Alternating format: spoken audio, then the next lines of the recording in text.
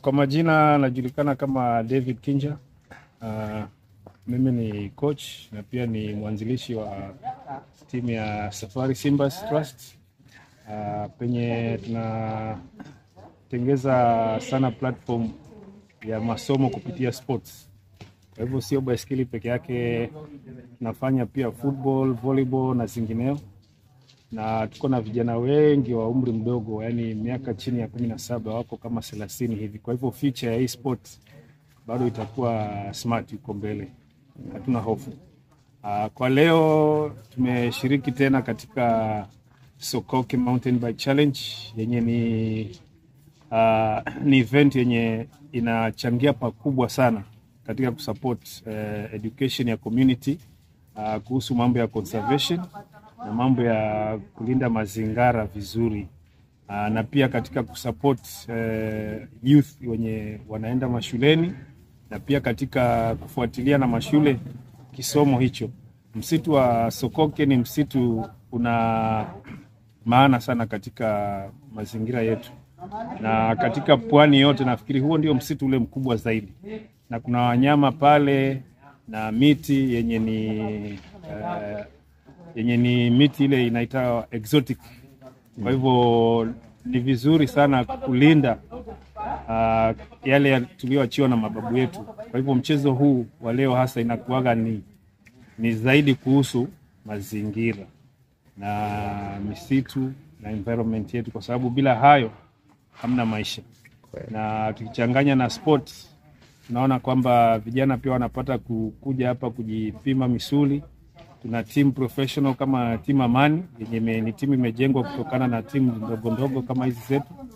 Na vijana wengi wamepitia mkononi mwetu mwa Safari Simbas. Tumeona wana shine kweli kweli katika Black Mamba development team, na katika Amani, na pia katika Safari Simbas. Kwa hivyo hapa tuseme kulikuwa na timu 3 main ambao ni Safari Simbas, hiyo ni mother team.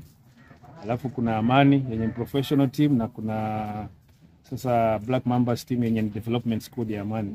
Lakini pia kuna zingine zenye zimewakilishwa hapa. Kuna timu za Mombasa, za Malindi na pia za Kilifi. Kwa hivyo kwa hayo nimesema kwamba imekuwa ni success kubwa. Tumeona kwamba event imegrow tangu ilipoanza ya kwanza, na ya kwanza ilikuwa na mvua kama hii ya leo, lakini ya leo mvua imekuwa mingi zaidi na imekuwa ni changamoto, lakini so far sijasikia masanga yote. Nafikiri imekuwa poa, hakuna watu wamepotea njia, na nimeona watu wana smile pia katika hiyo maji mengi, na wewe nilikuwa nafikiri wata complain, lakini ukiangalia wanaosha mabaiskeli, wakioga, wakifurahi. Kwa hivyo nafikiri event ilikuwa sawa sana, na tungependa kuwashukuru sana wadhamini na wenye pia wamepanga mchezo huu, yani organizers Arocha na Turtle Bay wenye wanadhamini, na wengineo wenye ni vendors na nini. So thanks to all of them for putting this together and making this a special event, and we very very much appreciate. Kwa hivyo ningesema iendelee hivyo hivyo, na pia ningeuliza vijana wenye ni upcoming na wazee wenzangu tushikane, kuze, we keep this event going on and going big. Asante. Okay, na labda pengine swali moja tu kwa wale ambao wanakuona leo, kwa sababu kuna namba kubwa ambao wanajua wewe ni professional, ni mtu ambaye umeenda paka nje ya nchi kufanya.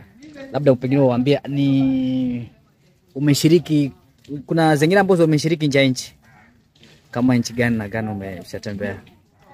Mimi mwenyewe sasa niko katika retirement age, niko miaka 54 nimeelekea. So si rika ya vijana wengi wako 22, 23, 24. Kwa hivyo ni watu wenye wako hata hawajafika nusu ya umri wangu. Unaona kama tulifanya interview na aliyeshika position 1, akasema yule hata sinezi kumuongelea maana yule ni baba yetu.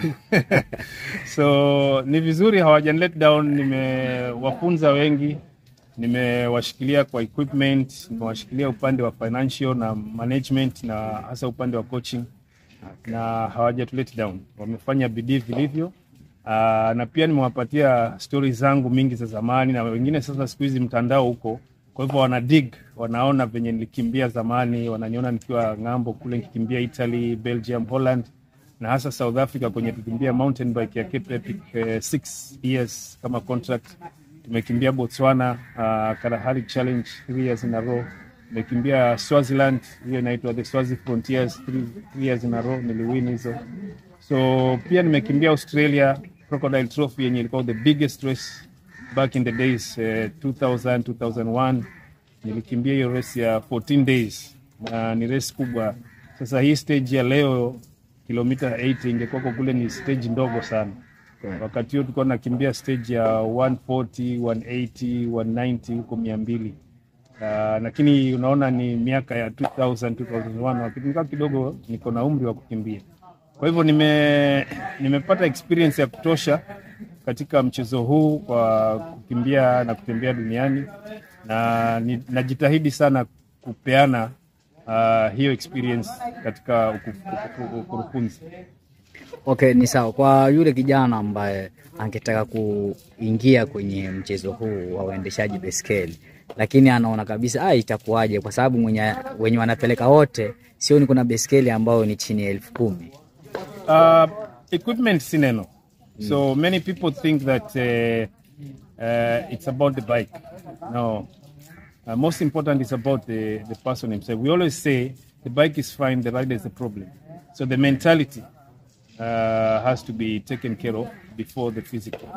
Sasa vijana wengi wanataka kujikompea kwa kuangalia baiskeli zenye ziko juu za uwezo wao.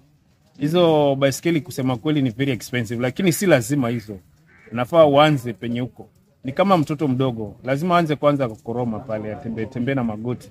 Alafu baadaye ataamka, na akiamka lazima ajishikilie viti kwanza, alafu baadaye atatembea kwa miguu, lakini baadaye pia atakimbia. Unaona? Na arukaruke. Lakini sasa wewe unataka kuruka na ukimbie hujatambaa. Sasa hapo katika hiyo hali ya kutambaa ndipo hapo unaanza na mbovu pia zinakupatia experience, lakini bidii yako. Unaweza kuwa na baiskeli yenye iko chini kuliko zingine, lakini bidii yako inakupeleka juu, na hapo juu utaenda ukipatana na hizo mzuri. Kwa hivyo ni bidii, na bidii inaletwa na discipline. Ukirespect wazee wako na wenye wako juu yako, na uko na discipline na uko hard working, lazima pia utapata wa kushika mkono. Yani walisema the kid who learns how to wash their hands, they will eat with the kings. Hiyo ni most important. Okay, thank you very much. Congratulations, bro. Asante sana.